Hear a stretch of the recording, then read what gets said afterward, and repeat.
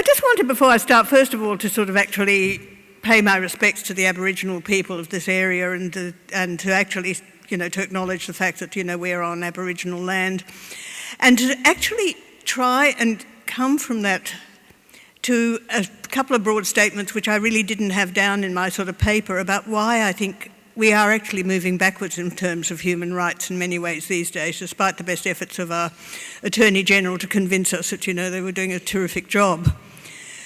And to do that, I want to sort of open up a sort of discussion about what's been happening in terms of what you might call the social sector, and this is where I'm going to get into the sort of feminist stuff. But it seems to me that if you look at what's happening around Indigenous people, particularly what's happening in the Northern Territory, if you look at what's happening in welfare around issues like the Basics Card, which is taking away the rights of people in welfare, which most people don't even know about, don't recognise that it's no longer an Indigenous problem, that it's actually happening in places like Shepparton and Bankstown.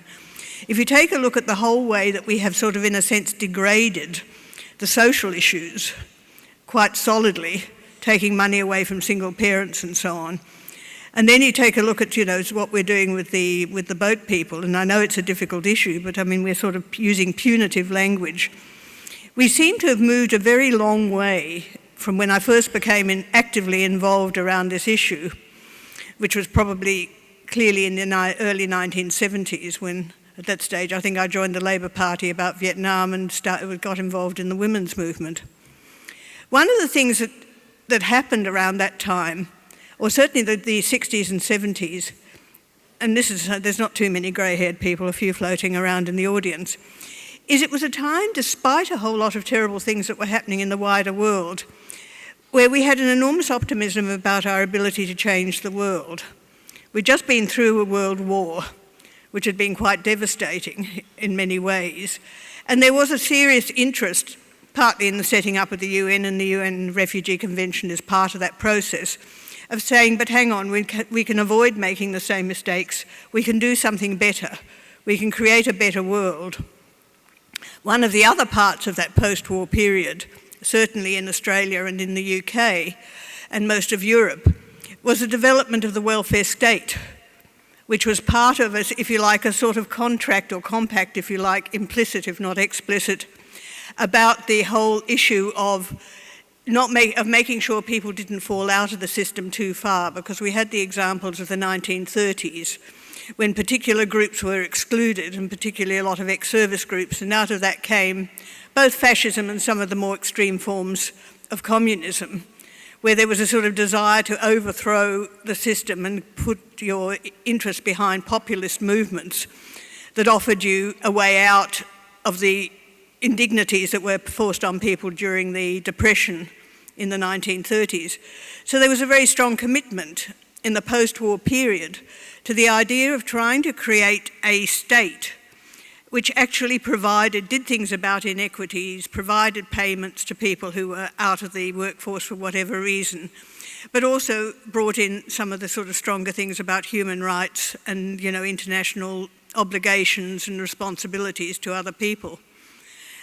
And I mean, I was a sort of student at that stage, and very much if you think about the disciplines that were important in those days, it was sociology, which I ended up doing in the 1970s, psychology, political science, various sort of humanistic type of disciplines. And we were all very optimistic, despite the fact, if you look at the politics of that period, I mean, we had the Cold War hanging over us, about to become a hot war at the slightest occasion. But somehow or other, it didn't stop us thinking we could change the world. And very many of the social movements that are sort of being represented in some of the discussions today were very much generated within that period, that whole post-war period, because there was this sort of optimism about being able to do something about race and about gender and about same-sex relationships. All of those things were seen as things that we could change the inequalities, we could do something about the injustices. The decolonisation processes were going on and various other things were actually happening. So we had a sort of an optimism about it all. It might have been a bit sort of blind, but it was certainly there. And I think what we've had is that optimism has disappeared. And part of what my paper this morning, and it will be going up on the website but I just hate sort of reading papers because it doesn't seem right in a funny sort of way I want to talk to you, is that sort of idea that, you know, what happened over that period after the 1970s that undermined not only feminism, but I think undermined our ability to actually see and think socially rather than economically. So you've got the clue there of what I think has happened.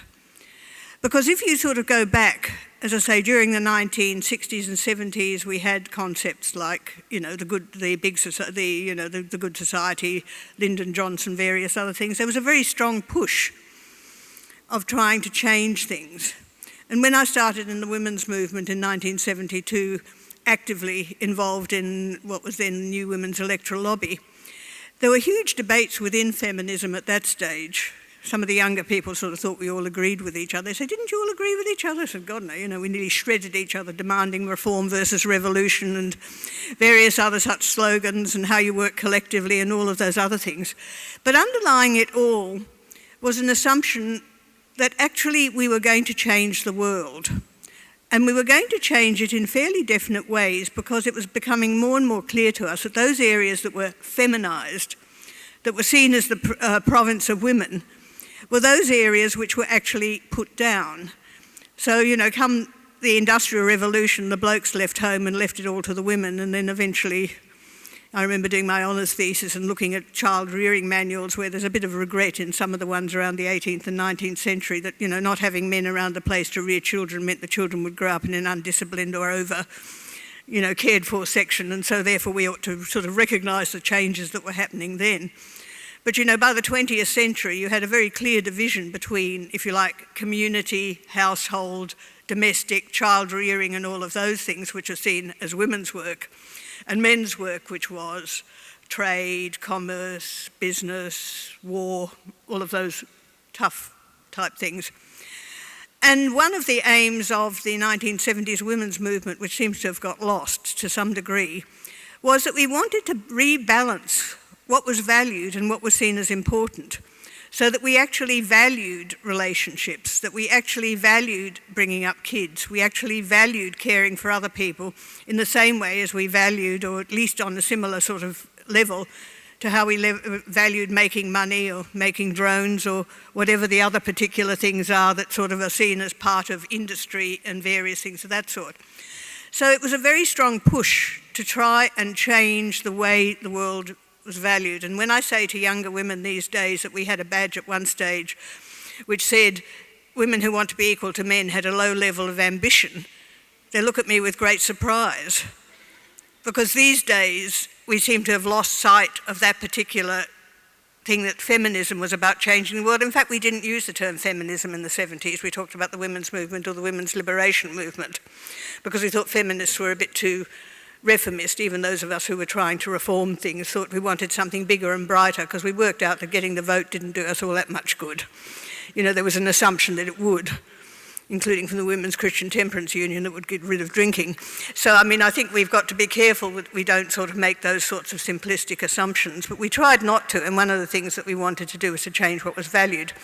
And really, when you think about it, and this is the sort of basis of what I'm trying to say today, when you think about it, the social is about the relational. It comes from the Latin socius, which are the ties between us. It's about being with other people, it's about family, it's about community, it's about society, which also comes from the same word. It assumes that human beings are tribal, herd, collective people.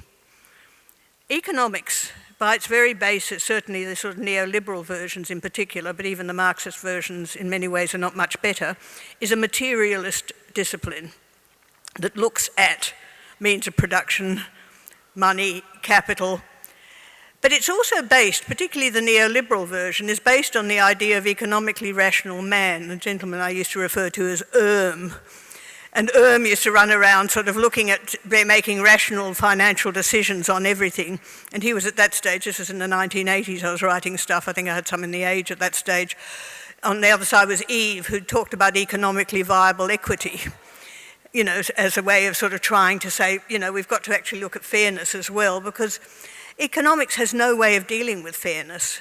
It's not a concept that even turns up in it. It has no way of dealing with emotions. It labels them tastes and takes them out of things. It can't deal with altruism or gift. It can't deal with anything that's about relationships. You've got this business now where they start talking about behavioural economics and stick a bit of psychology or sociology in as well in the hope of trying to make it think more effective as a way of analysing things. But most economic equations are wrong. The only group of people that actually, the only group of identities that actually fit the economically rational model that act in the self-interest of the corporate things are the corporations. Because into a corporation, which is a pseudo-person, into the Corporations Act in Australia and in Britain, and interestingly enough, not in some places like Japan and Germany, the primary responsibility of the corporation is to produce returns for shareholders. So, you've got the idea of corporate self-interest built in, not corporate social responsibility. That's something you add on the outside and fake in order to make yourself look good. I know I've done some work in that area. So you've got this sort of two opposing views, if you like, two opposing worldviews, two opposing paradigms, two opposing ways of doing things. But somewhere in the 1970s, we had these things called oil shocks, if anybody remembers. And what happened then is that international finance went international, went transnational.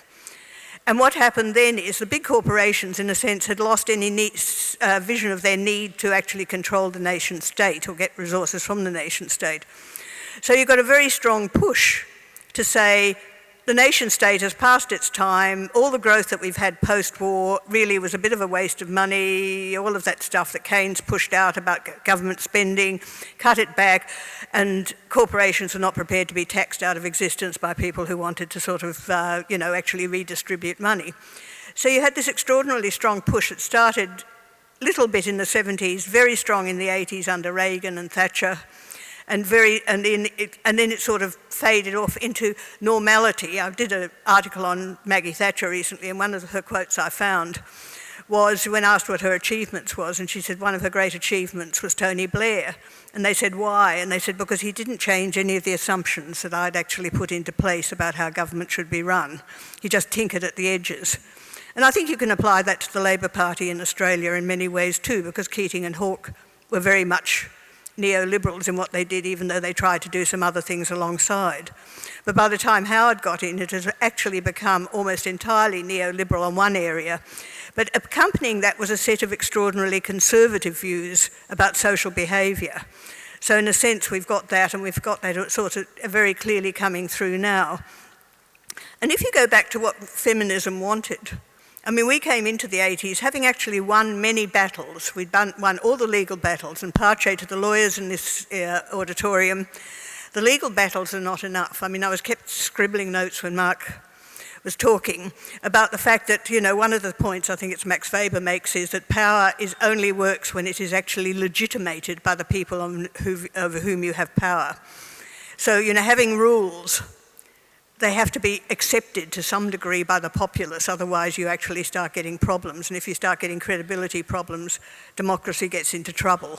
Because you say we're here democratically to represent your views, and some people say you're not representing them and I don't believe you're actually listening. And so therefore you do get that sort of sense of detachment. I say it's a difference between being cynical about process and being prepared to challenge processes. And I'm prepared to challenge processes, but it worries me when people become so cynical they sort of opt out politically, and I think a lot of people are doing that at the moment because they feel nobody's responding to them. But by the 1980s, we had this economic push, and there was the women's movement, having got rid of all of the formal legal barriers, sex discrimination, we'd done things, improved things put domestic violence and sexual violence on the political agenda. Mind you, we haven't fixed them, we just have actually got better services.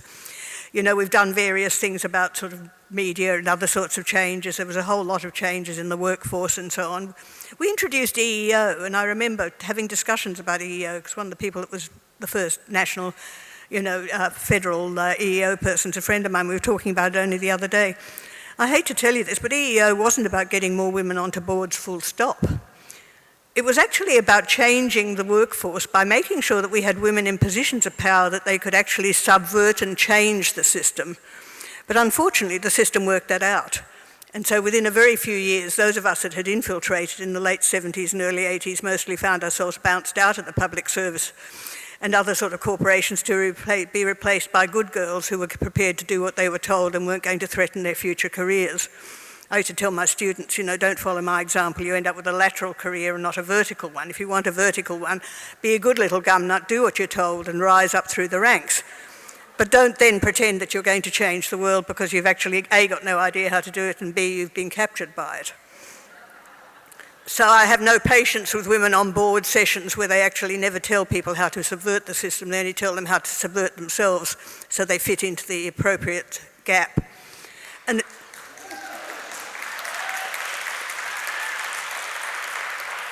And that is the problem I find today, if you're going to go on to that, because what happened in that period is we actually pushed forward the idea of individual success of women because it fitted into the model that was coming up in the 1980s. I mean, mea culpa, I've got this, a lot of this is more clearly laid out in my article, in my thing, which I gather is going up on the website at some point, so you can read it.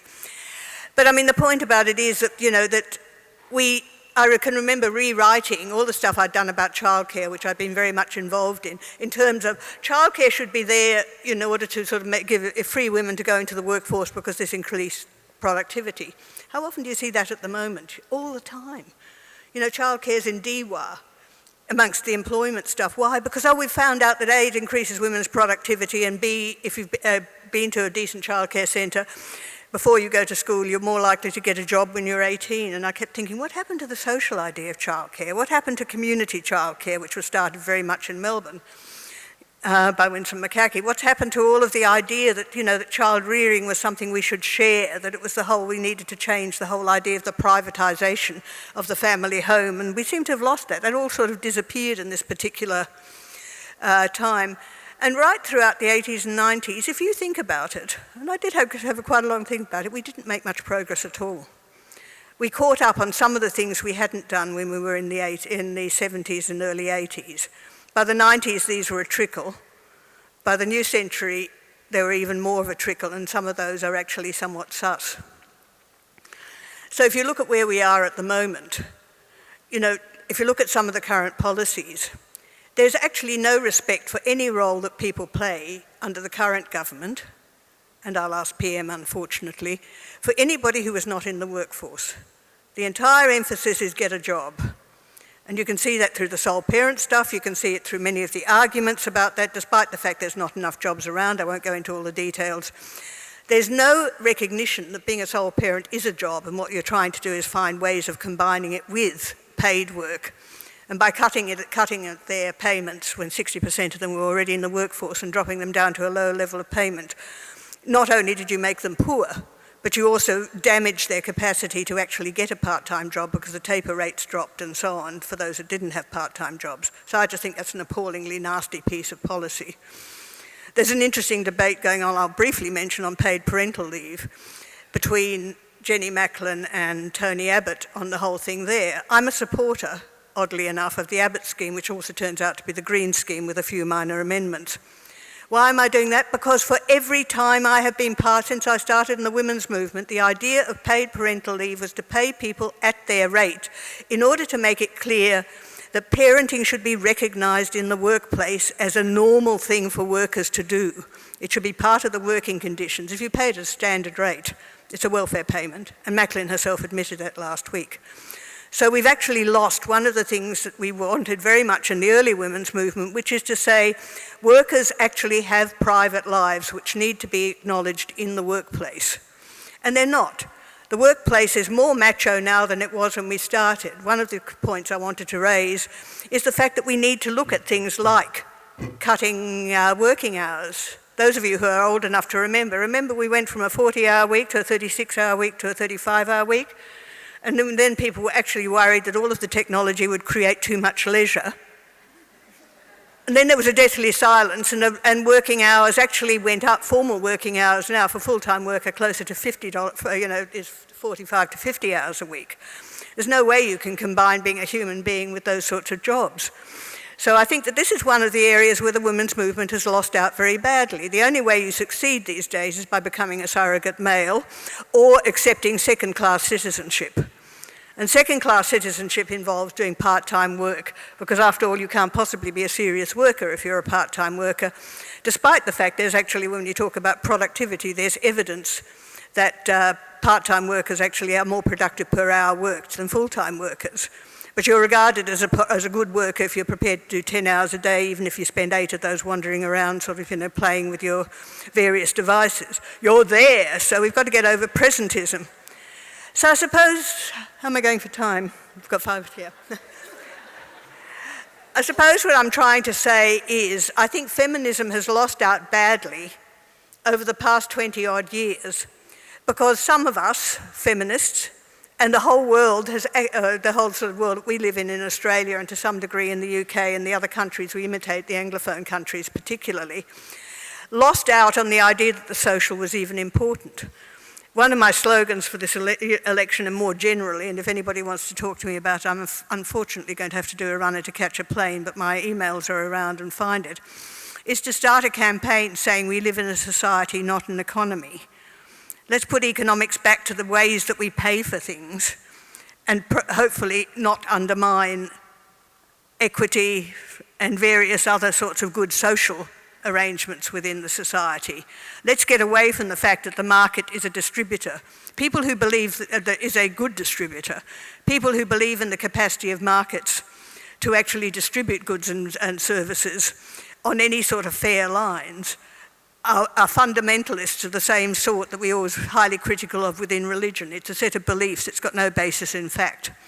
In fact, markets often do distort things because they're assumed that they work if they have equal power, equal knowledge, and equal access to the goods. And that, since that never happens, markets inevitably reproduce and actually exacerbate inequalities. We've got to start arguing against them. There's certain areas where markets are very useful. We like being able to choose things, but there's evidence that more than 6 choices we stop choosing because it's too hard. But we've also got a society, and this is the point I just want to make before I stop, which has actually been changed by the process of the dominance of economistic models in government. There's a man who's been out here recently called Michael Sandel. He was on ABC Radio again last week. He's a professor of Harvard who's written a book about the way that money has devalued. It's the old Oscar Wilde thing, we know the price of everything and the value of nothing. And what he's basically been saying is, what we have done is devalued all of the things so that we only get a price on them.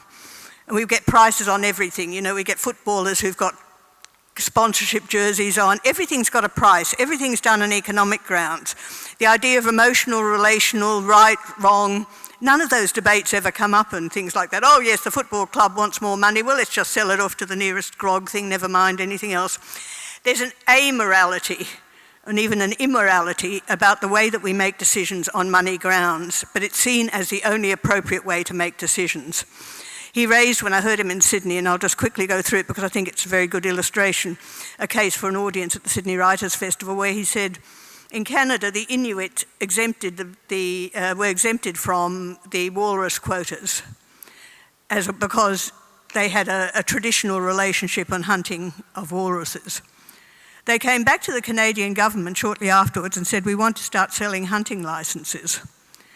And then Sandel threw it to the audience and said, should they be allowed to do so? And the audience, most of the audience, because they're all left-wing according to, I think, some of the stuff that's been turning up in the Australian, most of them said no, but some people said yes. And he said, why? And the no argument was that they had the exemption on the basis of traditional relationships with walruses and hunting and traditional things like that, allowing them to sell hunting licenses and develop a tourist industry on the basis of that at great expense, etc., was a contradiction of their traditional values, so therefore you shouldn't give them an exemption. The bod that said yes said, look, everybody ends up with more money, why are we worried about it? And he said that was a very good example of a decision that was made with no values into it apart from the financial one. And you think about it, it's a very good metaphor for so many of the decisions that we make today. So I think we need to start putting back the social on the agenda. We need to start talking about ethics. We've often avoided it because we're too scared to be prescriptive about morality and what's right and wrong. But we need to start making ethical decisions about what makes up a good society. What is fairness? What is inclusion? then we wouldn't be, some of the sort of questions that are coming up about single parents, Indigenous people in the Northern Territory and so on, would be looked at looking at issues of fairness, rather than the government saying we're doing it for their own good, when it's perfectly obvious, and I'm a sociologist and I've looked at the data, that it doesn't even work. They're doing it because they are playing into the prejudices of the community, and they are exacerbating the prejudices of the community. And the final point I just want to make is one of the reasons that I find this hard is I think the sorts of attitudes that we've got in the community, the capacity to absolutely create out-groups and scapegoats, and the sort of lack of faith in the fact that the democratic process is actually representative of a broad set of views rather than a narrow set of views, the playing into prejudices, has some echoes to me of the Weimar Republic, which actually bred the fascist movement, which made me a refugee. Thank you.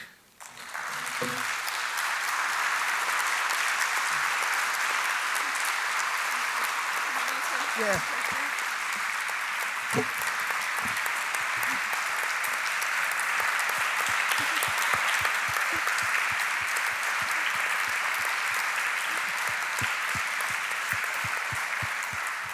Thank you. Well, Eva's very kindly agreed to answer some questions before she has to leave. So we've got about 10 minutes worth of questions. If you want to wait for the microphone to come to you. And could you please introduce yourself when you get the microphone as well, please? My name's Hilary Hunt and I live in Melbourne.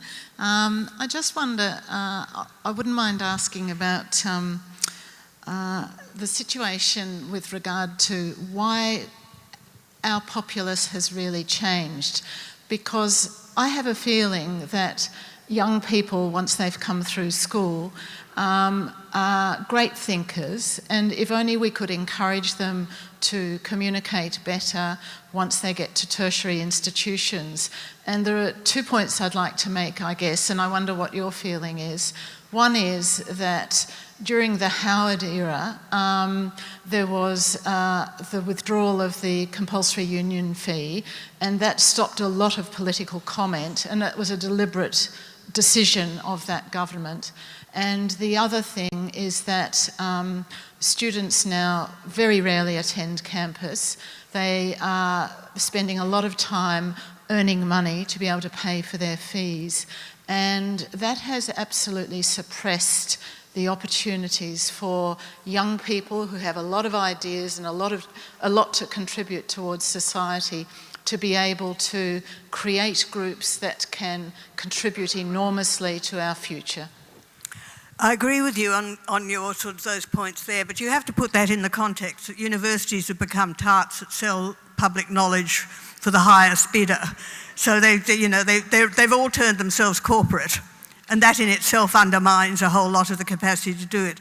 Where are the academics who could be labelled public intellectuals these days? You do it on the side because you get no credit for it in terms of what you've got, your job at the university. So I think that the students go into that. I don't think I agree with you about the fact they come out with very good ideas, because the young people I talk to, not, the students from school, the young people I talk to, actually, they very much want a good society. They very much want some of the things I want, but they actually don't believe we can do it. Because when you say to young people, and these are young lefties who work for the unions and the various other things, what are you doing, young feminists? Let's change society. They look at you rather blankly. One of the points I made when I opened up was to say in the 70s we optimistically thought we could change the world. I don't think most of the young people do. I think they're much less likely to want to change big things. And when you raise big issues with them and say, look, let's change the way that, workplaces work and, the assumptions about long hours, they look at you as if to say, oh, no, we'd rather just get domestic violence leave.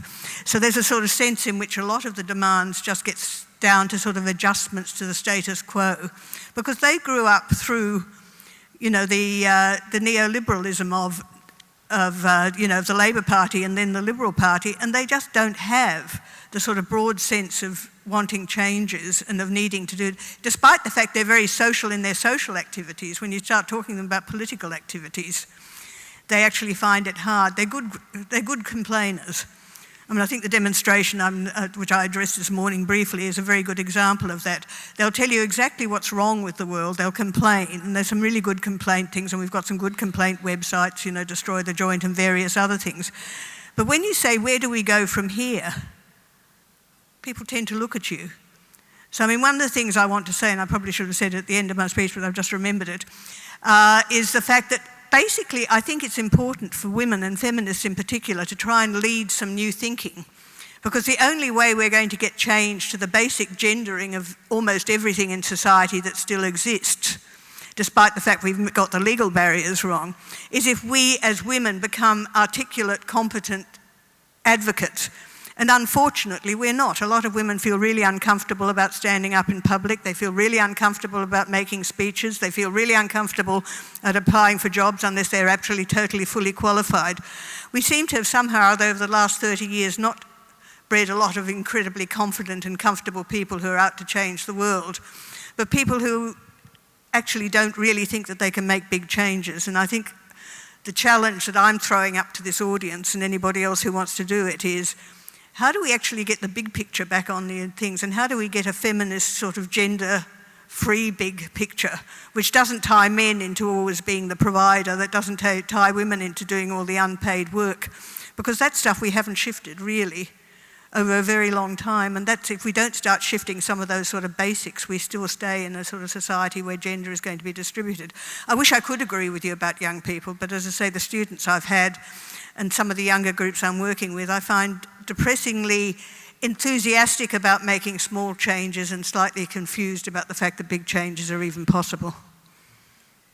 Unfortunately, we only have time for one more, and go up there.